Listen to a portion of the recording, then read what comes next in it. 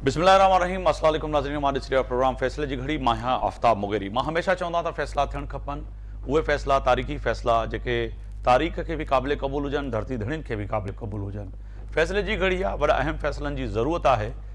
त या त पाकिस्तान में हिन वक़्तु सियासी हलचल आहे, मौसम जूं जेको आहे सो तब्दीलियूं बि साम्हूं अचनि पियूं।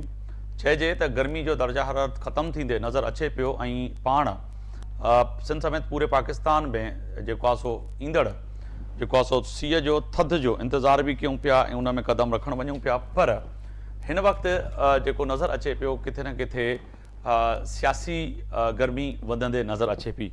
पाकिस्तान तहरीक इंसाफ़ हतमी फ़ैसिलो करे चुकी आहे। 24 नवंबर ते इस्लामाबाद में धरणे जो जेको ऐलान आहे उहो वॾो अहम आहे। बानी PTI जी भेण जी मुलाक़ात खां पोइ उन जे कयल ऐलान खां पोइ पाकिस्तान तहरीक इंसाफ़ जा पाकिस्तान जे मुख़्तलिफ़ हिसे में चइजे त जेके कारकुन आहिनि उन्हनि खे वाज़ह तौर ते हिदायतूं मिलियूं आहिनि त अवां फ़ैसिले जी घड़ी में फ़ैसिलो इहो थी चुको आहे त इस्लामाबाद हलणो आहे, उते धरणो ॾियणो आहे। तेसि ताईं नाहे उथिणो जेसि ताईं बानी PTI रिहा थिए ऐं जेके ॿिया सियासी क़ैदी आहिनि जेसि ताईं उनजी रिहाई अमल में न अचे। पर अलीमा ख़ान हिते ॿ शयूं वाज़ह तौर ते चयूं। ख़ासि तौर ते सिंध वारनि खे चयो त सिंध में उहे एहतजाज कनि, पंहिंजे ज़िलनि में, तालकनि में, शहरनि में ऐं बलूचिस्तान सिर्फ़ु धरणे में KPK ऐं पंजाब जा माण्हू शिरकत कंदा।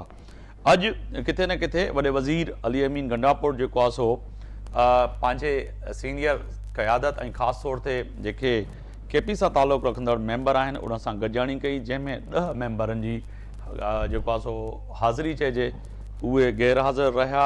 इन सां गॾोगॾु जेके इख़्तिलाफ़ात जूं ॻाल्हियूं साम्हूं अचनि पियूं उनखे बि अली अमीन गंडापुर चयो इख़्तिलाफ़ात पंहिंजी जॻह ते, पर हिन वक़्तु धरणे जी ॻाल्हि आहे, एहतजाज जी ॻाल्हि आहे, उन में सभु शरीक थींदा। ॿिए तरफ़ ख़्वाजा आसिफ़ चयो त एतिरियूं गाॾियूं ऐं 10,000 जेके माण्हू हिकु MNA ते रखिया विया आहिनि त उहे वठी करे इस्लामाबाद अचनि, पर अगरि 10,000 या 5,000 पर एतिरियूं बसूं ऐं कन्वेस यानी कि ट्रांसपोर्ट बि KP ऐं पंजाब में न आहे जेके उहे माण्हू खणी इस्लामाबाद धरणे में अचे। ॿिए तरफ़ किथे न किथे जेके ॻाल्हियूं अचनि पियूं त बुशरा बीबी अॼु बाज़ाफ़्ता जेके मुख़्तलिफ़ ज़राए सां ख़बरूं हलनि पियूं त उन पाकिस्तान तहरीक इंसाफ़ जी उहा डिसीशन मेकिंग वारी जेका सीट आहे उहा संभाले चुकी आहे ऐं उन में इहो बि फ़ैसिलो थियो आहे त हाणे अलीमा ख़ान ऐं गॾोगॾु बुशरा बीबी जे जेको बयानु हूंदो या जेका हिदायतूं हूंदियूं उहे आख़िरी हूंदियूं। यानी कि जेको फुक़दान हुयो किथे न किथे बैरिस्टर गौहर ऐं पाकिस्तान तहरीक इंसाफ़ जा केतिरी क़यादत जेके मुख़्तलिफ़ बयान ॾियनि पिया ऐं जेके धड़ाबंदियुनि में नज़र अचनि पिया, हाणे उन्हनि खे किथे न किथे जेको कंट्रोल कंदी उहा बुशरा बीबी ऐं अलीमा ख़ान कंदी, जेका हिन वक़्तु मारूसी सियासत जो आगाज़ पाकिस्तान तहरीक इंसाफ़ में थी चुको आहे। माज़ी में इमरान ख़ान नून लीग ऐं पीपल्स पार्टी ऐं ॿियनि सियासी धुरियुनि ते इल्ज़ाम हणंदो हुयो त हिते जेके ख़ानदानी सियासत आहे उनजो ख़ात्मो थियणु खपे, पर अॼु उनजो आगाज़ संदसि जी पार्टी में थी चुको आहे। पर इस्लामाबाद जे डिप्टी कमिश्नर पारां 2 महीननि जे लाइ कलम 144 जो नोटिफिकेशन जारी करे छॾियो ऐं 2 महीननि ताईं इस्लामाबाद में का बि सियासी मज़हबी या को ॿियो इज्तिमा जेको थींदो उन ते पाबंदी हूंदी। इन सां गॾोगॾु ॻाल्हि कजे त गंडापुर हिकु भेरो ॿीहर इहो ऐलान कयो आहे त असां वेहंदासीं, पर ख़्वाजा आसिफ़ चयो आहे त हिकु भेरो ॿीहर गंडापुर जेको आहे शायदि इस्लामाबाद पहुचण खां पहिरियां ई गाइब थी वञे, जीअं माज़ी में उनजो इहो वतीरो रहियो आहे। हिन ते ॻाल्हि ॿोल कंदासीं। असां सां स्टूडियो में मौजूदु आहिनि सीनियर अॻवान आहिनि, सीनियर रहनुमा आहिनि पाकिस्तान पीपल्स पार्टी डॉक्टर करीम ख्वाजा साहब। तव्हांजी वॾी महिरबानी, तव्हां वक़्तु कढियो मुंहिंजे प्रोग्राम जे लाइ। सीनियर अॻवान आहिनि, अॻूणा MNA आहिनि, पाकिस्तान तहरीक इंसाफ़ सां तालुक़ु आहे, लाल माली साहब असां सां वीडियो लिंक ते मौजूदु आहिनि। तव्हांजी वॾी महिरबानी, तव्हां वक़्तु कढियो मुंहिंजे प्रोग्राम जे लाइ। सीनियर अॻवान आहिनि पाकिस्तान मुस्लिम लीग नून सां जो तालुक़ु आहे, काज़ी अदनान फरीद साहब असां सां मौजूदु आहिनि टेलीफोन लाइन ते, वीडियो लिंक ते, उन्हनि जी बि वॾी महिरबानी। सभ खां पहिरियां लाल माली साहब मां अवां ॾेई ईंदुमि। यकीनन ई वॾो अहम फ़ैसिलो फ़ैसिले जी घड़ी में चइजे जेको आसान सिंधी में त दमादम मस्त कलंदर वारो कमु अवां करे छॾियो आहे त हाणे चइबो आहे त धरणो थींदो। एसि ताईं न आहे उथिणो जेसि ताईं बानी PTI रिहा नथो थिए या वरी जेको आहे सो जेके अवां जा सियासी कैदी आहिनि उन्हनि जी आज़ादी न थींदी?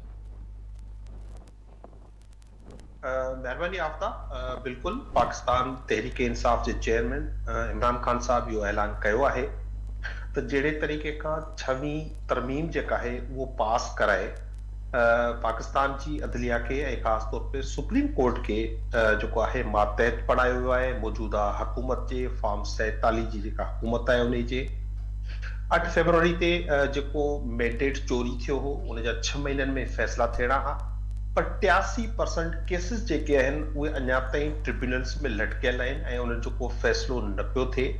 लिहाज़ा पाकिस्तान तहरीक इंसाफ जो जेको मैंडेट चोरी थियो हो वो उनजो वापसी जो को इम्कान नज़र नथो अचे कि मौजूदा हुकूमत इहो नथी चाहे त उहो वापसि थिए। इमरान खान, मखदूम शाह महमूद कुरैशी समेत जेका क़यादत आहे उन ते न सिर्फ़ पाकिस्तान पर पूरी दुनिया उनमें अक़वाम मुत्तहिदा जो जेकॾहिं वर्किंग ग्रुप आहे आर्बिट्ररी डिटेंशन्स ते, उनजो वर्किंग ग्रुप आहे अक़वाम मुत्तहिदा जो ह्यूमन राइट्स ते, चाहे वो अमेरिकन सेनेट आहे, चाहे उहे पार्लियामेंटेरियंस आहिनि पंहिंजो यूके जा, बरतानिया जा, चाहे ॿियनि मुल्कनि जा, उहे सभु इन ॻाल्हि ते हाणे मुतफ़िक़ थियनि। पूरी दुनिया पाकिस्तान समेत नज़र थी अचे त इमरान खान खे ज़ोर ज़बरदस्ती कूड़नि केसनि में जेल में रखियो वियो आहे ऐं उनजो को ॾोह कोन्हे ऐं उहो मक़बूल तरीन लीडर आहे पाकिस्तान जो ऐं आइन सां वॾो खिलवाड़ थी रहियो आहे। इन सभिनी मुतालबनि जी मंज़ूरी लाइ पाकिस्तान तहरीक इंसाफ इहो असां न माज़ी में चाहे पीपल्स पार्टी हुजे, चाहे नवाज़ लीग हुजे, JUI हुजे, इहे सभु पंहिंजे पंहिंजे मुतालबनि जे हल लाइ पंहिंजो जॾहिं बि अहिड़े क़िस्म जी आमदियत अची वेंदी आहे मुल्क में जिते हू अनडिक्लेयर्ड या डिक्लेयर्ड मार्शल लॉ लॻी वेंदो आहे, जेको हींअर 10 सालनि लाइ मार्शल लॉ लॻी चुको आहे, उनजे ख़ात्मे लाइ ही सभु लॉन्ग मार्च कंदा रहिया आहिनि ऐं पाकिस्तान जो आइन असांखे इहो हक़ ॾिए थो त उन तहत असीं बि इहो लॉन्ग मार्च कयूं ऐं उन लाइ एक्टिविटीज़ जेको आहे वॾे पैमाने ते पूरे पाकिस्तान में शुरू आहिनि। ऐं जेका तव्हां ॻाल्हि कई त सिंध ऐं कोयटा मां बलूचिस्तान मां चयो आहे त न अचनि, बिल्कुलु पूरे पाकिस्तान मां इहो आहे त पूरे पाकिस्तान मां काफ़िला निकिरंदा ऐं उहे इस्लामाबाद में वेंदा। कोर्ट के लाल माली साहब अलीमा खान साहिबा जी उहा जेका मीडिया टॉक हुई अडियाला जेल जे ॿाहिरों उन में जेका उन ॻाल्हि कई मां उहा कोट कई, मैं भी उनखे दुरुस्त कजो, उहे क्लियर करियां जी जी उहे क्लियर करियां पियो त उहे उते इस्लामाबाद वेंदा ऐं जेकर जेके न निकिरी सघंदो न पहुची सघंदा उहे पंहिंजे पंहिंजे ज़िलनि में पंहिंजनि पंहिंजनि सूबनि में उन जो भरपूर पंहिंजो कंदा, इhtजाज कंदा ऐं उन जो इज़हार कंदा। तव्हां माज़ी में बि ॾिठो आहे गुज़िश्ता 3 सालनि खां जॾहिं खां ही फस्तायत जी हुकूमत आई आहे, ख़ासि तौर ते PGM जूं जेकी इहे पार्टीज़ हिन मुल्क ते जॾहिं खां क़ाबिज़ थियूं आहिनि त जेके बुनियादी हुकूक आहिनि अवाम जा उहे छॾिया विया आहिनि। तव्हां ॾिसो कॾहिं ही VPN जा अहिड़ा फ़ैसिला था कराइनि त उनखे गैर शरई था करार ॾियनि, कॾहिं ट्विटर बंदि था कनि ऐं जॾहिं का जलसे जी जलूस जी या अवाम जे गॾिजण जो या जेको आइनी हक़ इस्तेमालु करण जो मौक़ो अचे थो त ही 144 लॻाए कलम उन्हनि खे रोकण जी कोशिश गैर शरई खे वरी अॼु शरई लाल माली साहब अॼु गैर शरई खे वरी वफ़ाक़ी हुकूमत चंद ॾींहंनि लाइ शरई करार ॾिनो आहे त उहे इदारा उहे इंस्टीट्यूट जेके VPN इस्तेमालु कनि था उहे उनखे रजिस्टर कराइनि, उन खां पोइ उहो शरई थी वेंदो, छाकाणि त उहा जेका छुरी फेरजंदी उहा वरी पोइ शरई ऐं हिलाल हूंदी। ॾिसो बुनियादी तरह सां इहो बौखलाहट जो शिकार आहे, हिन हुकूमत खे सम्झ में नथो अचे ऐं उन खां पोइ जॾहिं ख्वाजा आसिफ साहब इन ॻाल्हि जो हाणे परमला इज़हार करे चुको आहे त असांजी हुकूमत हाइब्रिड आहे ऐं असीं एस्टेब्लिशमेंट जी मदद सां जेको आहे इहो हुकूमत करे रहिया आहियूं, उन खां पोइ त पीपल्स पार्टी नवाज़ लीग जो इहो मीसाक जमहूरियत जो बयानियूं, इहे जमहूरियत जूं कुर्बानियूं, इहे सभु जेके आहिनि हिननि पंहिंजो पाण ई हाणे इहे दफ़न करे चुका आहिनि। हाणे हिकिड़ी अहम ॻाल्हि जेका तव्हां कई उनजी ऐं तरदीद करणु तमामु ज़रूरी सम्झां थो। पाकिस्तान तहरीक इंसाफ गैर मैरूसी पार्टी आहे, उन जो लीडर यकीनन इमरान खान आहे, पर तव्हां ॾिसो त जॾहिं चेयरमैनशिप छॾणी पई त हिकिड़ो वकील जेको आहे बैरिस्टर गुर साहब उनखे चेयरमैन ठाहियो वियो। हींअर सलमान अकरम राजा साहब असांजो जनरल सेक्रेटरी आहे, त असांजी पार्टी में मोरूसियत जो को बि जेको आहे उहो तस्वर मौजूद नाहे। हाणे मामिलो इहो थियो आहे त गुज़िरियल केतिरनि ई महीननि खां पाकिस्तान तहरीक इंसाफ जी जेका सियासी क़यादत आहे उन्हे खे जेल में इमरान खान खां मुलाक़ात करण न पई ॾिनी वञे ऐं तव्हां ॾिठो उमर अयूब साहब, शिबली फराज साहब सही ऐं जेको पंजाब में अपोजिशन लीडर आहे हुननि खे गिरफ़्तार कयो वियो। बिल्कुल त फैमिली मुलाक़ात करे थी ऐं बुशरा बीबी सिर्फ़ इमरान खान जो पैगाम जेको आहे उहो पार्टी ताईं पहुचायो आहे ऐं ॿी सूरत में एज़ ए फैमिली हुननि जो बि हक़ आहे त इमरान खान जी आज़ादी में हू पंहिंजो भरपूर हिसो मां काज़ी अदनान फरीद साहब इहो चवण त हू को मोरूसी सियासत अची वई आहे पार्टी त उन खां जेको आहे इख़्तिलाफ़ करियां थो।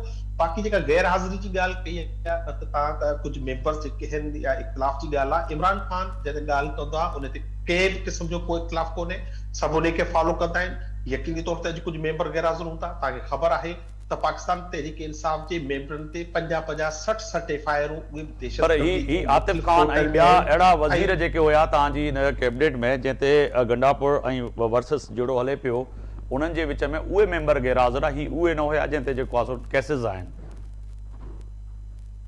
आफ्ताब, पाकिस्तान तहरीक इंसाफ हिन वक़्तु पाकिस्तान जी सभ खां वॾी सियासी पार्टी आहे, चाहे हू पार्लियामेंट में हुजे जेकॾहिं सुप्रीम कोर्ट जो फ़ैसिलो ही तस्लीम कनि। लाल माली साहब उन में नंढा नंढा ज़ाइज़ बिल्कुल मां काज़ी साहब इमरान खान जेको हुकम करे तो उन सब मुतहद मां काज़ी साहब ॾे वञणु चाहींदुसि। काज़ी साहब बहुत शुक्रिया, आपने वक्त निकाला। लाल माली साहब बहुत शुक्रिया। साबिक रुकन हैं कौमी असम्बली के, वो कह रहे हैं कि पूरे पाकिस्तान से जो है 24 नवंबर को इस्लामाबाद जाएंगे, धरना देंगे, बैठेंगे। पार्टी की एक पॉलिसी है, कायद का एक हिदायत है।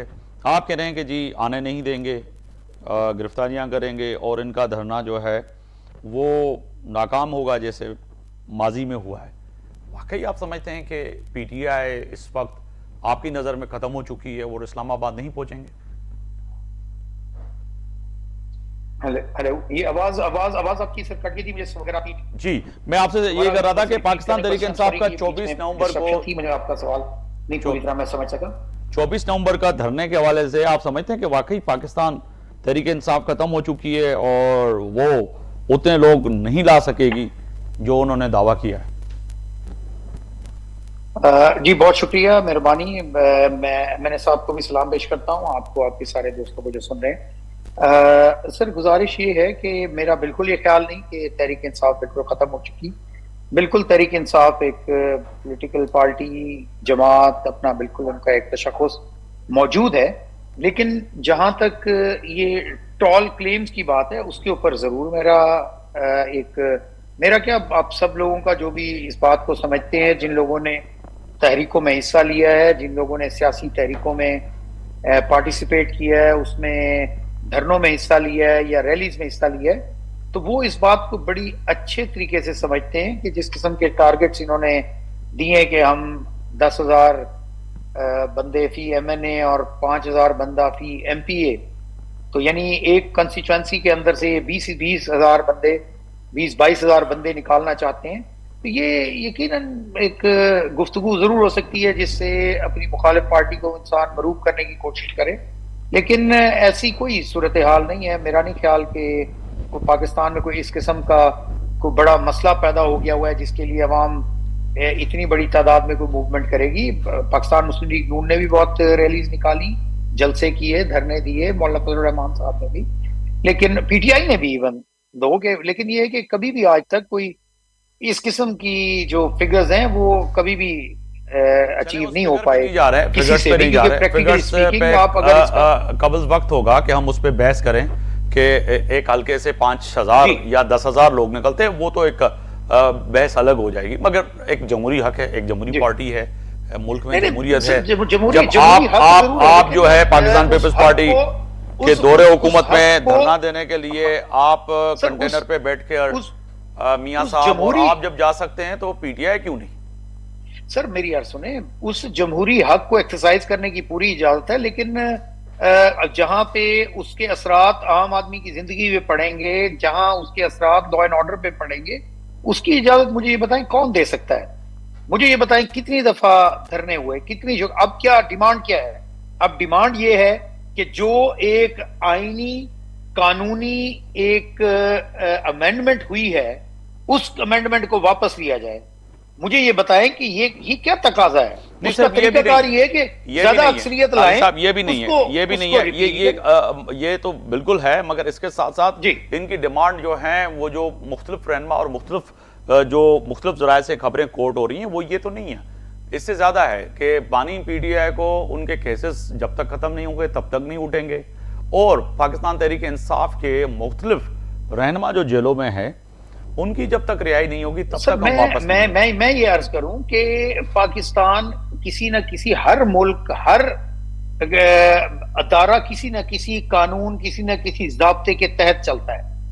یا اس وجہ سے عمران خان صاحب کو چھوڑ دیں کہ انہوں نے اعلان کر دیا کہ ہم ایک بڑی میسو ریلی لے کے آ رہے ہیں، کیا اس بنیاد کے اوپر یہ فیصلہ ہوگا کہ خان صاحب جیل سے باہر آئیں گے؟ یا اس بنیاد پہ ہوگا کہ خان صاحب 9 مئی کے اندر شامل نہیں ہیں، عدالت میں اپنی بے گناہی ثابت کرتے ہیں، اس بنیاد پہ باہر آئیں گے؟ یا اس بنیاد پہ باہر آئیں گے کہ جناب انہوں نے 190 ملین پاؤنڈ کا جو اپنی مرضی کا فیصلہ چاہا ہے وہ کر لی ہے اور اس سے ایگزونریٹ ہوئے بغیر ان کو جیل سے باہر نکال دیا جائے؟ ٹھیک ہے کس صاحب، قانون مجھے کی بات ہو رہی ہے؟ ایک شارٹ بریک کا کہا جا رہا ہے، بریک پہ جا رہے ہیں، واپس آئیں گے تو ڈاکٹر کریم خواجہ صاحب بھی موجود ہیں. پاکستان پیپلز پارٹی کو بھی تحفظات لاحق ہیں، خاص طور پر پی ایم ایل این سے. پچھلے ہفتے اگر دیکھا جائے تو چیئرمین بلاول بھٹو زرداری نے بھی بڑا اہم بیان دیا. اسے لگ رہا ہے کہ کہیں نہ کہیں پاکستان پیپلز پارٹی بھی اس وقت وفاق سے ناراض ہے.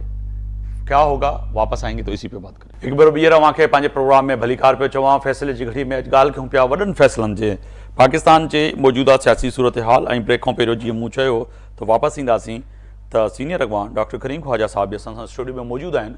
उन खां इहो सुवाल जो जवाबु वठण जी कोशिशि कंदासीं त पाकिस्तान पीपल्स पार्टी बि किथे न किथे विफ़ाक़ जे साम्हूं पंहिंजा तहफ़ुज़ात रखिया आहिनि, उहे वॾा अहम आहिनि. उहे तहफ़ुज़ात यकीनी तौर ते चेयरमैन पाकिस्तान पीपल्स पार्टी बिलावल भुट्टो रखा आहिनि. पोइ लॻे ईअं पियो त हिकु तरफ़ पाकिस्तान पीपल्स पार्टी जो पंहिंजो जेको मुतालबो आहे उहो वॾो अहम आहे, ॿिए तरफ़ पी टी आई जो धरणो. पोइ छा चइजे त हुकूमत जे लाइ हिन वक़्तु वॾी चैलेंजिस हूंदी? डॉक्टर साहब, वाक़ई तव्हांजा तहफ़ुज़ात वॾा अहम आहिनि. मूं पोइ ॾींहंनि में, पोएं हफ़्ते में जमील सूबो सां बि ॻाल्हि कई. पाकिस्तान पीपल्स पार्टी जे जेको आहे सो चेयरमैन जो बयानु, अव्हां नाराज़ आहियो सिंध जे पाणी वारे विरहाङे ते ऐं ख़ासि तौर ते उन किनालनि ते, ऐं अव्हां बि जंहिं तरमीम जे लाइ वॾी कोशिशूं कयूं किथे न किथे उते भी चेयरमैन जी ॻाल्हि मूं ईअं पियो लॻे त अव्हां सां बि वैसा घाती थी वई आहे. महिरबानी पंहिंजो मुगेरी साहब. सभ खां पहिरीं त जेको पी टी आई जो जेको धरनो आहे, सही, अगरि उहो हणनि था कॉन्स्टिट्यूशनली पाबंदी न हुजणु खपे. कॉन्स्टिट्यूशन जलसे जुलूसनि जी इजाज़त थो ॾिए. हाणे उहो कामयाबु थिए थो या नथो थिए इहो वक़्त ते ख़बर पवंदी. आया हुन जा मुतालबा पूरा था थियनि या नथा थियनि, पर असांजी मुखालिफ़त नथा कयूं. ठीकु आहे न, कॉन्स्टिट्यूशनली. बाक़ी जेको आहे सो पाकिस्तान में जेके तहरीकूं उथंदियूं आहिनि, बदकिस्मती आहे असांजी क़ौम जी त जेके लॉयर मूवमेंट आहे उन पोयां बि ISI जो चीफ उन वक़्तु कियानी जी सपोर्ट हुई. ठीकु आहे. 2014 जे धरने जे पोयां बि हिन जी शुजा पातशाह ऐं ज़हीरुल इस्लाम जी सपोर्ट हुई. हाणे उहो ख़बर न आहे त इहा कंहिंजी सपोर्ट आहे, पाण पंहिंजी मुड़ुसी पिया कनि या कंहिंजी सपोर्ट ते था अचनि, वक़्तु ॿुधाईंदो. जेसिताईं पीपल्स पार्टी जा तहफ़ुज़ात आहिनि, फाइनेंशियल इशूज़ जेके NFC जे बंद में अचनि था, पाणी जे बंद में, यकीननि पीपल्स पार्टी जे जेके 6 कैनाल ठहनि पिया उनजी फेवर नथी करे सघे. ऐं पीपल्स पार्टी जे जीन ऐं ख़ासि तौर ते सिंध जे माण्हुनि जे जीन में इहा चीज़ अनएक्सेप्टेबल आहे. 6 कैनाल जेके असांजी ज़मीनूं जेके खणनि पिया, केरु बि खणे पियो, उहो बि सिंध खे एक्सेप्टेबल कोन्हे, इहो सिंध जे जीन में शामिलु कोन्हे. जहिड़े नमूने के मज़हब जा के उसूल हूंदा आहिनि न, अहिड़े नमूने सिंध जे माण्हुनि जा के हिकिड़ा छा चवंदा आहिनि उसूल आहिनि, ऐं हू जेके सो सॉवरेंट राइट आहे सिंध जो. त सिंध जी ज़मीन, सिंध जा पाणी, सिंध जा वसीला ते हक़ सिंध जे माण्हुनि जो आहे, ॿियो कंहिंजो कोन्हे, केरु वठी नथो सघे. पाकिस्तान 1935 जे एक्ट ते ठहियलु आहे. उन एक्ट जे हिसाब सां जेको बि सूबे जो हेड हूंदो आहे, हींअर असांजी हुकूमत आहे त इन हिसाब सां केरु नथो खणी सघे. ऐं असीं इहो साॻिए शयूं सम्झूं था त बलोचिस्तान ख़ैबर पख्तूनख्वा पंजाब सभिनी जे लाइ ॻाल्हियूं सेम था सम्झो त तहफ़ुज़ात बिलावल साहब कया आहिनि ऐं सिंध जे हर माण्हू खे आहिनि ऐं मिसाल जे तौर ते कालाबाग डैम आहे त उहो हिकिड़ो सॉवरेंट असांजो जेको हो राइट हो की न ठहणु खपे उन में का पार्टी सां भालातर चीज़ूं हुयूं के शयूं पार्टी खां भालातर हूंदियूं आहिनि सॼे सिंध जे माण्हुनि जे लाइ त ही जेके मुतालबात पाणी जा कैनाल जा या पोइ वरी जेको आहे सो ज़मीननि जा वसीलनि जा गैस जा पैसनि जा इहे सॉवरेंट राइट आहे ऐं उहो सिंध जे जीन में शामिलु आहे इन जी केरु बि फेवर कंदो सिंध जो माण्हू एक्सेप्ट कोन कंदो। ठीकु आहे। ॿी तव्हांजी जेका नाराज़गी आहे इहा क़ाबिल क़बूल हूंदी वफ़ाक़ी हुकूमत खे प्राइम मिनिस्टर खे वॾी नाराज़गी आहे वॾा अहम इत्तादी हुयो ऐं चइजे त 24 आइनी तरमीम में वॾो अहम किरदारु अदा कयो आइनी तरमीम में बिलावल भुट्टो 26 आइनी तरमीम में वॾो अहम किरदारु अदा कयो बिलावल भुट्टो किथे न किथे ऐं उते ई अगरि वैसाइगाती थिए त पोइ चइजे त हिन वक़्तु जेके तहफ़ुज़ात आहिनि उहे विफ़ाक़ ॿुधंदो। ॾिसो ॻाल्हि ॿुधो हिन में को शक न आहे त 26 आइनी तरमीम पीपल्स पार्टी ऐं ॿियनि पॉलिटिकल पार्टी जेके पार्लियामेंट में वेठियूं आहिनि उन जी मंशा ऐं मंज़ूरी सां ठहियूं आहिनि हिन में जेको आहे सो हिननि प्रॉपर पार्टिसिपेट कोन कयो PTI वारा मुख़्तलिफ़ वक़्तनि में मुख़्तलिफ़ चीज़नि में ठीकु आहे न। हाणे अगरि हिननि खे तहफ़ुज़ात आहिनि मुंहिंजो हिकिड़ो हल इहो आहे त हू पार्लियामेंट में अचनि वरी जेको आहे सो डिबेट कनि या चीज़नि खे उहो टूल्स इस्तेमालु कनि।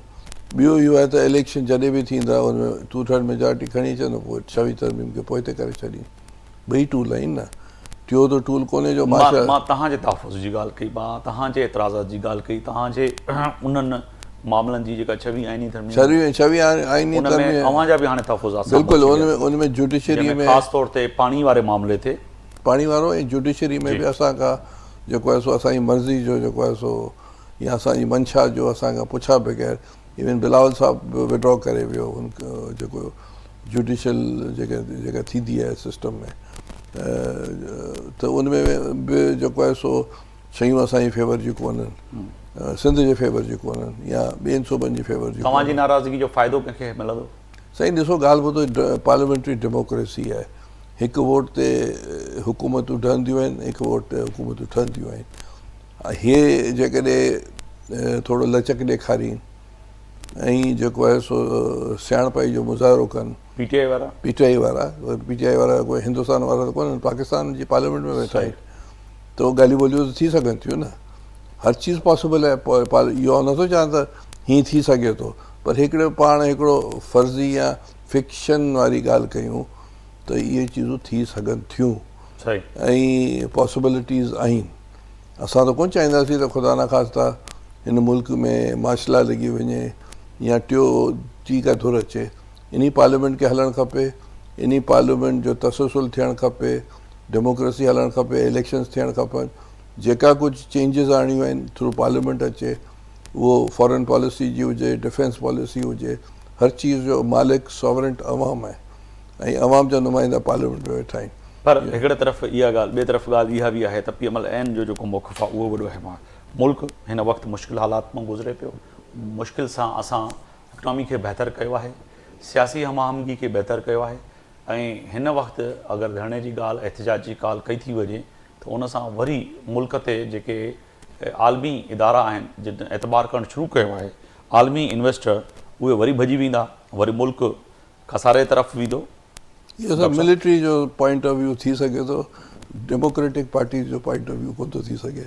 मां जॾहिं खां पैदा थियो आहियां मुंहिंजी जेका उमिरि आहे असां सदाईं इहो सम्झो त पाकिस्तान मुश्किल हालात में आहिनि पाकिस्तान खे वॾो ख़दशो आहे इहो हर दौर में असां ॿुधंदा आयासीं इहे आर्ग्यूमेंट में वज़न कोन्हनि अगरि उहो धरना हणे त भले कनि ऐं हिन आर्ग्यूमेंट इहो जेको आहे सो मिलिट्री डिक्टेटर्स कंदा आहिनि ऐं उहो कम से कम पीपल्स पार्टी उन आर्ग्यूमेंट में कोन हूंदी।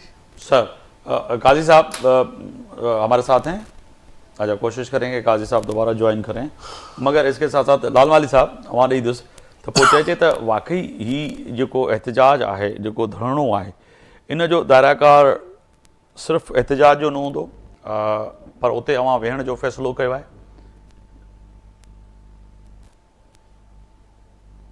ॾिसो जेसिताईं एहतजाज जी ॻाल्हि आहे त हिन वक़्तु असांजो सिर्फ़ु फ़ैसिलो जेको इक़ामात आहिनि इमरान ख़ान साहब जा उहो 24 तारीख़ ते इस्लामाबाद पहुचण जा आहिनि।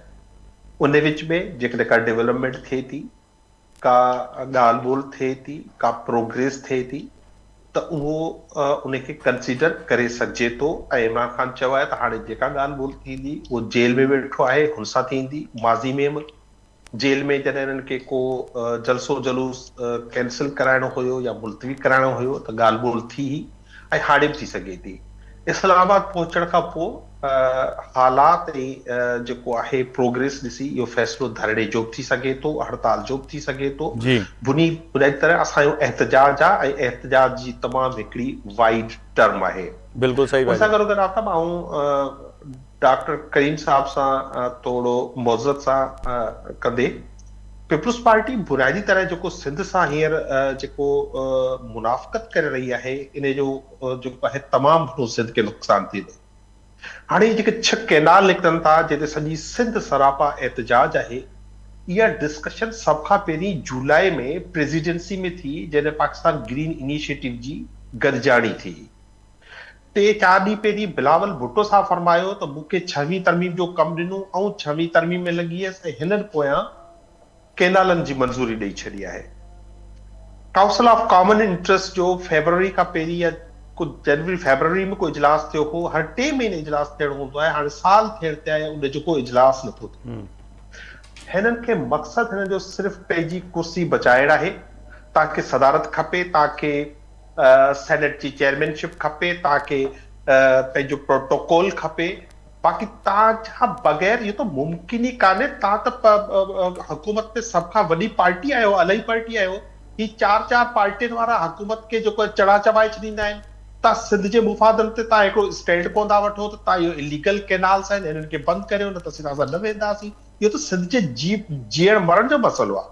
हिन सां त सिंध जो सॼी जेका आहे मुशियत इन सां लाॻापियल आहे, उन ते बि स्टैंड न वठी ऐं तव्हां अंदरूनी तरह चओ त तव्हांजी मर्ज़ी असांखे न छेड़ जो ऐं वॾे जेको ठाहियो ऐं ॿाहिरी तरह तव्हां इहे बयानबाज़ी करियो, इहे नाक़ाबिले क़बूल आहे। हाणे 6वीं तरमीम जंहिंजो तमगो सजाए पियो हलियो एतिरा ॾींहं बिलावल भुट्टो साहब, त हाणे चए थो त हाणे असां सां ज्यादती थी वई। बाबा तव्हां आहियो, तव्हांजे वज़ीर दिफ़ा हाणे एडमिट करे छॾियो आहे त हाइब्रिड निज़ाम आहे, एस्टेब्लिशमेंट जी मदद सां हलायूं था पिया। केॾांहुं वई तव्हांजी मीसाक जमहूरियत, केॾांहुं वई तव्हांजी ॻाल्हि, केॾांहुं वियो तव्हांजो सिस्टम। हाणे तव्हां चओ 6वीं तरमीम में तव्हां सां ज़ुल्म थी वियो। बाबा 6वीं तरमीम जो चैंपियन थियो था, 6वीं तरमीम जो ताज खणो था, 6वीं तरमीम जो तव्हां जेको आहे उहो कप खणी सॼी दुनिया खे ॾेखारियो था त असां 6वीं तरमीम पास कराई आहे ऐं हाणे पास थी रही आहे त तव्हांजो रोइण शुरू त इन में ज़ुल्म ई असां खां थियो आहे। का ॻाल्हि आहे, का जुठ आहे। तव्हां माण्हुनि खे आख़िर विकिरो करणु छा था चयो? तव्हां इन छा ट्विटर बंदि करे तव्हां माण्हुनि जा इहे मीडिया खे जेको आहे कर्ब्स हणी तव्हां छा सम्झो था? माण्हुनि जो एतिरो फहिम कोन्हे जो माण्हू तव्हांजी इहा ॻाल्हि सम्झी सघनि। हाणे चओ था त बिल पास थो थी वञे, तव्हांखे बिल बाद में थो मिले। इहो ॿियो केरु न पियो चए, बिलावल भुट्टो साहब पाण चयो आहे त बाबा अहिड़ी हुकूमत में रहण जो, अहिड़ी हुकूमत में शामिल हुजण जो, अहिड़ी हुकूमत खे सपोर्ट करण जो जेको सिंध जे मुफ़ादत जे ख़िलाफ़ हुजे, जेको तव्हांखे एतिरे हद ताईं तव्हांखे एतमाद में न वठे, तव्हांखे को बिल जी कॉपी बि ॾेखारे त बिल पास थी वञे, पोइ तव्हांखे बिल पास थी वियो ऐं तव्हां एॾा मजबूर आहियो तव्हांखे वोट बि करणो पए। तव्हांखे जेकर बिल न ॾेखारिया विया तव्हां वोट छो कयो उन ते? त इहो हाणे मुनाफ़क़त न हलंदी। इहो हिननि जो ई न आहे। हिननि खे हाणे सॼी दुनिया सम्झी चुकी आहे त ही हुकूमत जेका पार्लियामेंट जेका माना तव्हां सम्झो था त वेसाघाती न थी आहे। पहिरियां ई पीपल्स पार्टी खे ख़बर हुई त इहे केॾाल निकिरनि पिया। ग्रीन पाकिस्तान इनिशिएटिव जेको वरितो वियो, जंहिंजो अवां ज़िक्र कयो पिया, उन दौरान बि सदर ज़रदारी खे बि ख़बर हुई, चेयरमैन पीपल्स पार्टी खे बि ख़बर हुई। हाणे सिर्फ़ु हिकिड़ो बयान ई हुआ त असां लाइल हुआसीं। असां लाइल हुआसीं। ऐं ॾिसो, जेकॾहिं तव्हांजी ॻाल्हि ते एतमाद बि कजे, एतबार बि कजे, ही बलूचिस्तान में बाप पार्टी जा 4 MNAs आहिनि, हुकूमतूं किरायो छॾनि। ही जेके MQM जा 10-12 मेंबर आहिनि, उहो हुननि खे चढ़ा चबायो छॾे हुकूमत खे।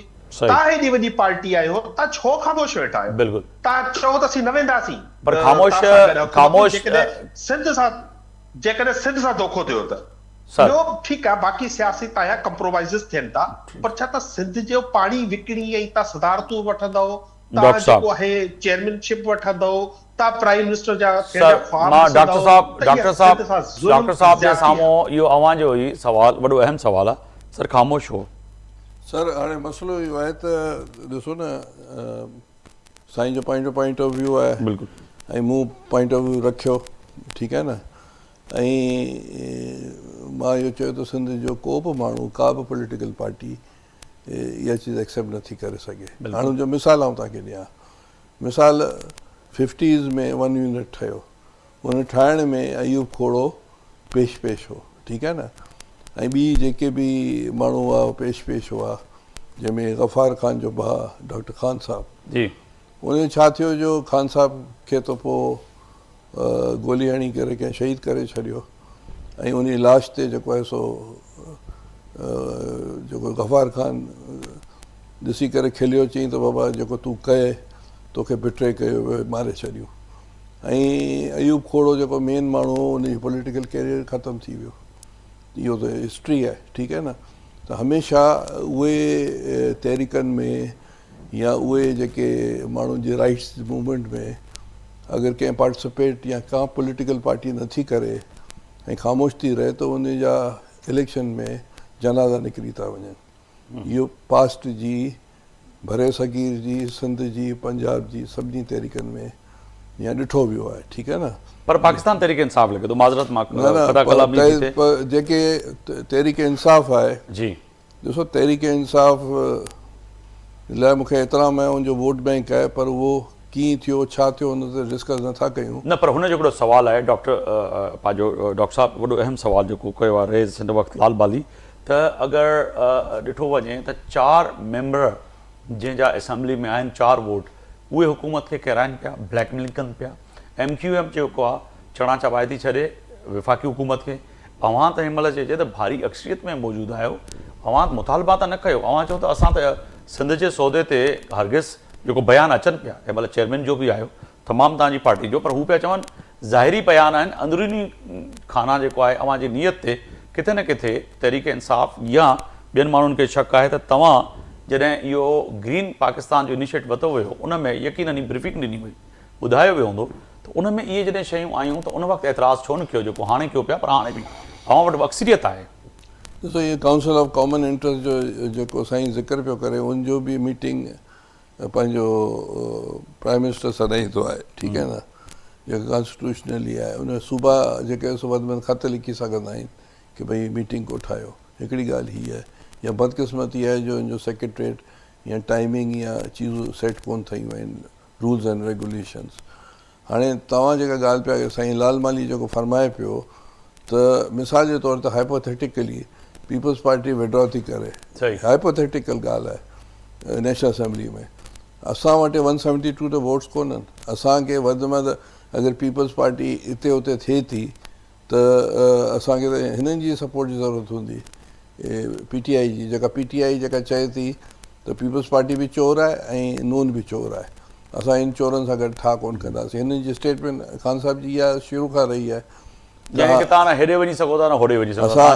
असां उहो चइजो न, आसमान से गिरा खजूर में अटका, पीपल्स पार्टी जी पोजीशन में इहा बीठी आहे। हाणे ही माना असां ॾिसो न, छा भला MQM असांजी सपोर्ट करे, मौलवी साहब असांजी सपोर्ट करे, ऐं पीपल्स पार्टी नेशनल असेंबली में हिकिड़े पासे बीहे, हुकूमत असीं नथा ठाहे सघूं।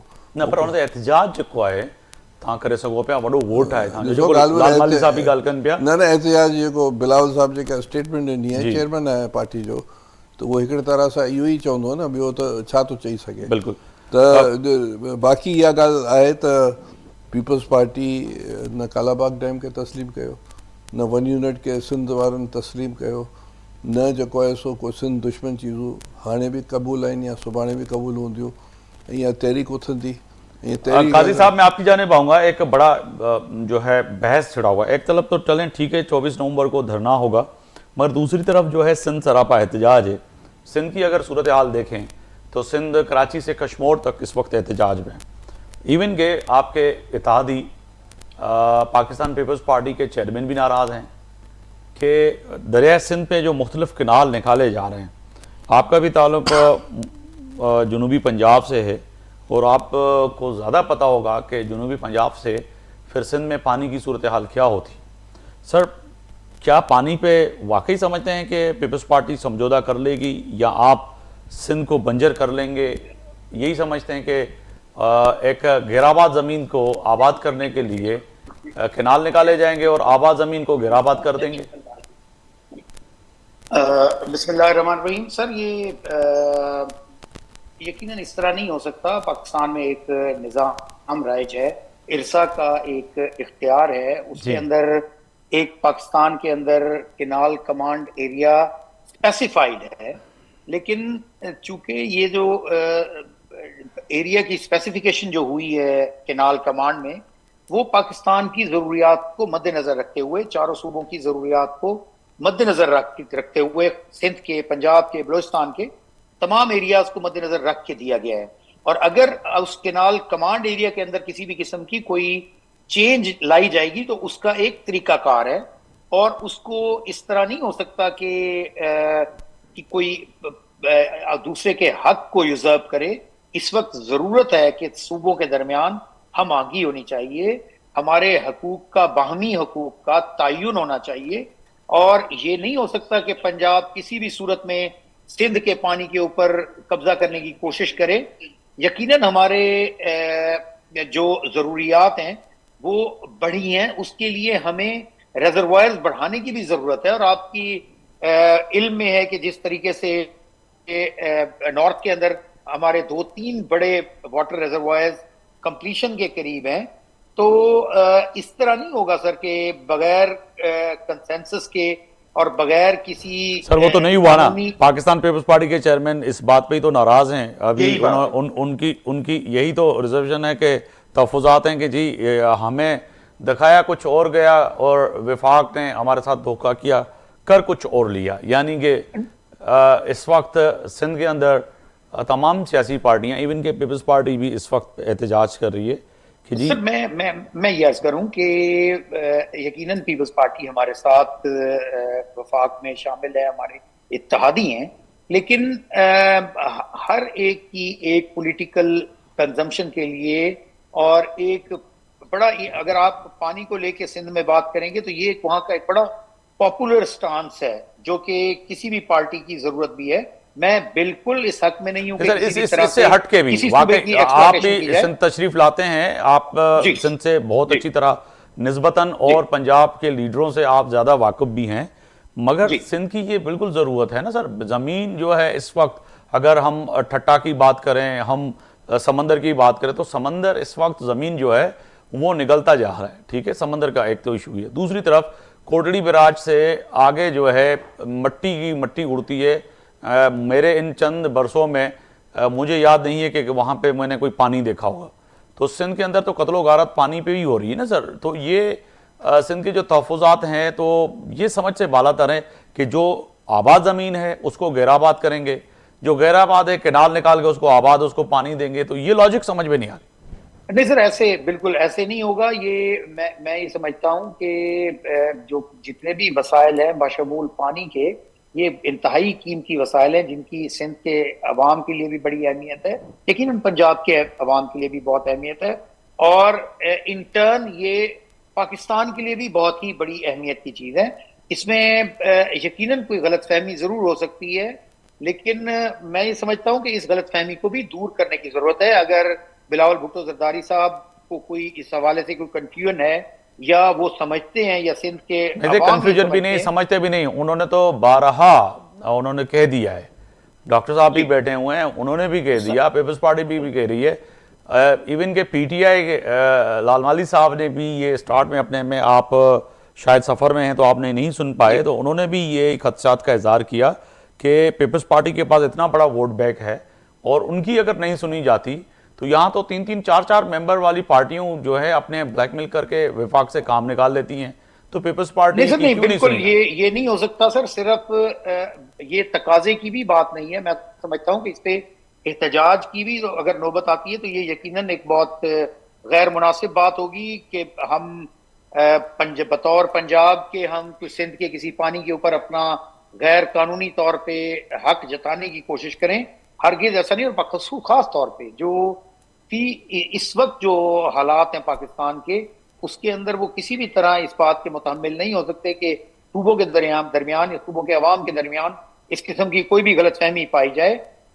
میں سمجھتا ہوں کہ اگر اس حوالے سے پیپلز پارٹی کوئی الیج کرتی ہے کہ اس کی ضرور تحقیقات ہونی چاہیے اور اس کا ضرور اس معاملے کا محاسبہ بھی ہونا چاہیے اور ان کرداروں کو ضرور بے نقاب بھی کرنا چاہیے. اگر کسی نے اس قسم کی کوئی میں کہتا ہوں موو کی ہے، یہ بالکل پاکستان کے انٹرسٹ میں نہیں ہے، ہمارے صوبوں کے انٹرسٹ میں نہیں ہے.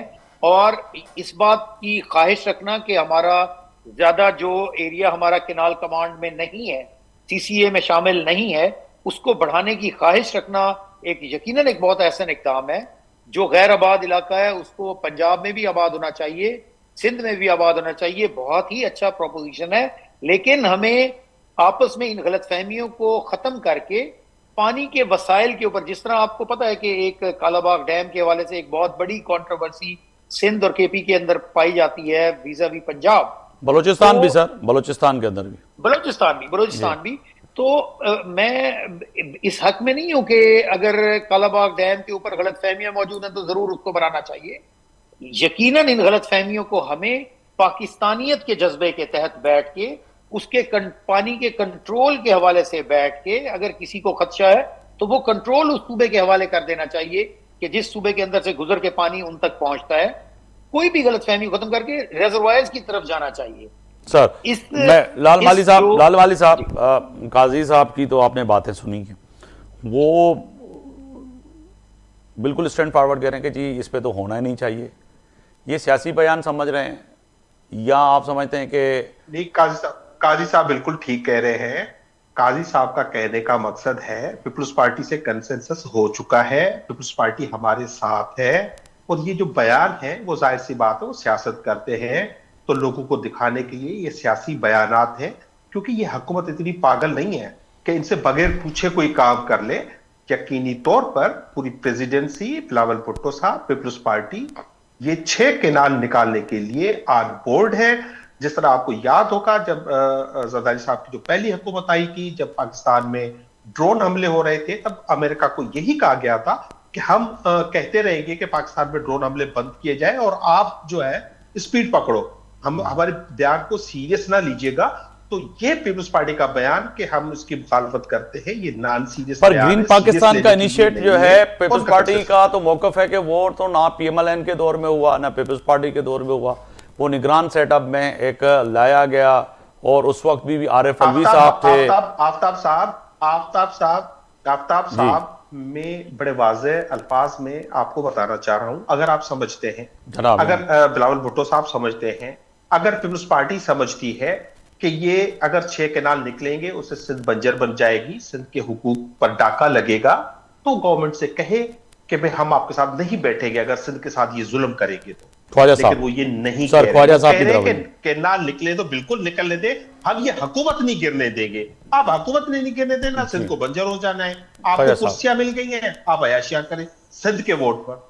سر ہم واضح طور پر کہتے ہیں، اور یہ سندھ کے لوگوں کا ایک سوورنٹ عقیدہ بھی ہے، رائٹ بھی ہے، کہ جس طرح کالا باغ ڈیم ہمارے لیے زیر قاتل ہے، یہ 6 کنال ہمارے لینڈز جو لیے جا رہے ہیں کسی بھی نام سے، یہ زیر قاتل ہیں. ہم سمجھتے ہیں کہ اگر ہم سپورٹ کریں گے تو ہمارا الیکشنز میں ہمارا پولیٹیکل جنازہ ہم ہار جائیں گے، تباہ برباد ہو جائیں گے، اور یہ سندھ ویسے بھی تباہ ہو جائے گی اگر یہ 6 کینال نکلتے ہیں. تو ہم بالکل مذمت کرتے ہیں. اور یہ چیز کوئی چیز ہوتی ہے پولیٹیکل پارٹیز کے فیصلے، کوئی ہوتے ہیں قوموں کے فیصلے.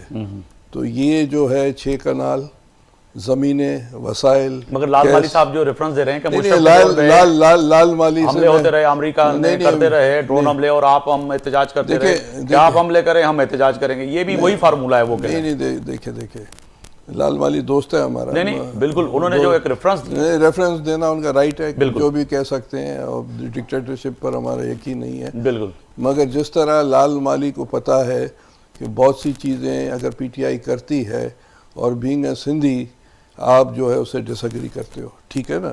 तो पीटीआई तो बेसिकली पंजाब सेंट्रिक पार्टी है या खैबर पख्तूनख्वा सेंट्रिक पार्टी है, वो पीपल्स सिंध या बलूचिस्तान में उसका कोई और मुझे याद है कि कालाबाग डैम का नाम जब इन्होंने मंशूर में नुक्ते में रखा था तो उस पे कई पीटीआई के रहनुमाओं ने एहतजाज भी किया था कि जी ये सिंध में हमें जो है ना बड़ा मसला होगा। नहीं, ये पीटीआई देखें, इमरान खान के लिए एहतराम है, जेल में इसलिए ज़्यादा मैं नहीं बोलता हूँ जी, मगर ये कि वो सिंध में अगर दौरे पर आए तो एक दिन से ज़्यादा नहीं आया है, और सिंध के लिए उसके क्या ख्यालात है वो भी मुझे पता है। मेरे दोस्त पीटीआई में रहे हैं, वो मेरे से बात करते रहे हैं, इनके पुराने दोस्त, तो उसको आप छोड़ें। मगर ये कि ये देखें, जिस तरह कोई मौलवी कहता है या कोई पंडित कहता है कि भाई फलाना जो है वो दीन में है, फलाना दीन में नहीं है, तो ये ऐसी बातें हैं सिंध के आज की सर वीपीएन गैर शरई नहीं, वीपीएन देखें ये साइंटिफिक थिंकिंग है, हाँ, फिर उसकी हम सपोर्ट करते हैं कि वीपीएन जो है नहीं बंद होना चाहिए, ठीक है। मैं ये as a psychiatrist, as a scientist, as a researcher, as a social scientist, मैं समझ as a citizen of Pakistan, जो कि साइंटिफिक थिंग्स जो दुनिया में आ रही है उस पर कोई मौलवी, मुल्ला, कोई फौजी, कोई जनरल, कोई पाबंदी नहीं लगा सकता, उसकी मैं सपोर्ट नहीं कर सकता हूँ, ठीक है। आप सपोर्ट नहीं कर सकते हैं। काजी साहब, ये वीपीएन आज शरई हो गया, कल गैर शरई था। काजी साहब चलें, काजी साहब की रास्ते में लाइन ड्रॉप हो गई है, वाइंड अप जी तरफ पे वञा पोइ चइजे सर वेंदे वेंदे त अवां जूं तयारियूं मुकमल आहिनि। लाल माली साहब, सिंध मां केतिरा माण्हू वेंदा जेको दावा कयो पियो वञे, हर हल्के में 5000, 10,000, 2 लख खां वधीक माण्हू, लख खां वधीक माण्हू, का फिगर तव्हांखे आहे सिंध मां केतिरा माण्हू वेंदा? ॾिसो, असीं इमरान ख़ान जेको इहो कॉल ॾिनी आहे, इमरान ख़ान जेल में रही उन पंहिंजी ज़ात लाइ इहो कॉल न ॾिनी आहे। इहो पाकिस्तान जी हक़ीक़ी आज़ादी जी कॉल आहे, इहो पाकिस्तान जे हक़नि जी ॻाल्हि आहे, इहो ग़ुलामी मां निकिरण जी ॻाल्हि आहे, इहा हक़ीक़ी आज़ादी जी ॻाल्हि आहे, इहो कोर्टनि खे हिन हुकूमत खां आज़ाद कराइण जी ॻाल्हि आहे। जहाद जो नालो ॾिनो थो वञे, जेको मुल्क केपी जे अंदरि वॾे वज़ीर जे साम्हूं त जहाद जो नालो ॾिनो वियो आहे, हिनखे नारो ॾिनो वियो आहे त असां जहाद लाइ निकिरूं पिया, जहाद कंदासीं। माना इस्लामी जहाद जी डेफिनेशन में नथो वञणु चाहियां न, ॻाल्हि सम्झो, हर बुराई जी पंहिंजो तव्हां जे ख़िलाफ़ जहाद ई थींदो आहे त इहो उनजे मुख़्तलिफ़ कॉन्सेप्ट हूंदा आहिनि। जहाद जो मक़सदु इहो कोन हूंदो आहे त बंदूक खणी निकिरी वञूं, असांजो एहतजाज पुरअमन हूंदो, असीं हर सूरत में पुरअमन रहंदासीं। इहे धमकियूं हुकूमत जे तरफ़ां अचनि थियूं त जेको आहे हिननि खे असीं सबक़ सेखारींदासीं ऐं जेको आहे लाश बि किरी सघनि था, इहे सभु धमकियूं। ठीकु आहे, लालवाल साहब मूंखे को फिगर ॿुधाईंदो केतिरा माण्हू निकिरंदा सिंध मां? सर सिंध मां अॼु पाण जॾहिं ॻाल्हायूं पिया त सिंध मां केतिरा माण्हू पहुची सघनि था? सर जेको लॉजिस्टिकली जेतिरो मुमकिन हूंदो, पाकिस्तान पूरे मां ऐं सिंध समेत हज़ारे माण्हू निकिरंदा सिंध मां, ख़ासि तौर ते जेका ई साउथ आहे, ऐं तमामु वॾे तइदाद मां जेको नॉर्थ आहे सिंध जो, जितां खां इस्लामाबाद वेझो लॻे थो, ऐं कराची खां बि तमामु वॾे तइदाद में माण्हू। वॾी महिरबानी अॻूणा MNA पाकिस्तान तहरीक इंसाफ़ जा सीनियर अॻवान लाल माली साहब, अवां जी वॾी महिरबानी। काज़ी अदनान फरीद साहब, सीनियर रहनुमा पाकिस्तान मुस्लिम लीग नून। स्टूडियो में असां सां मौजूदु आहे अॼु डॉक्टर करीम ख्वाजा साहब, सीनियर रहनुमा पाकिस्तान पीपल्स पार्टी। टिनी महिमान जी वॾी महिरबानी जिन वक़्तु कढियो मुंहिंजे प्रोग्राम जे लाइ। पर फ़ैसिले जी घड़ी में लॻे पियो किथे न किथे हिन वक़्तु सियासी धुरियूं पंहिंजे फ़ैसिले में जुड़ियल आहिनि, ऐं उन फ़ैसिले में त किथे न किथे जियाबो बि थी सघे। पर पाकिस्तान पीपल्स पार्टी लाइ हीउ जेको मामिलो आहे इहो वॾो चैलेंजेबल आहे। पर पाकिस्तान पीपल्स पार्टी जो मौक़िफ़ बि वाज़ह आहे त 6 कनाल यकीनी तौर ते अगरि इहे निकिरनि था त पाकिस्तान पीपल्स पार्टी जो ईंदड़ वक़्त में सिंध जे अंदरि ख़ासि तौर ते मुख़्तलिफ़ हल्कनि में जेको वोट वठणु वेंदा उहो वॾो मुश्किल थींदो। पर पाकिस्तान पीपल्स पार्टी कॾहिं बि इन कलान ते समझोतो न कंदी। सुभाणे ताईं आफ्ताब मोगरे खे इजाज़त ॾींदा। अल्लाह हाफ़िज़।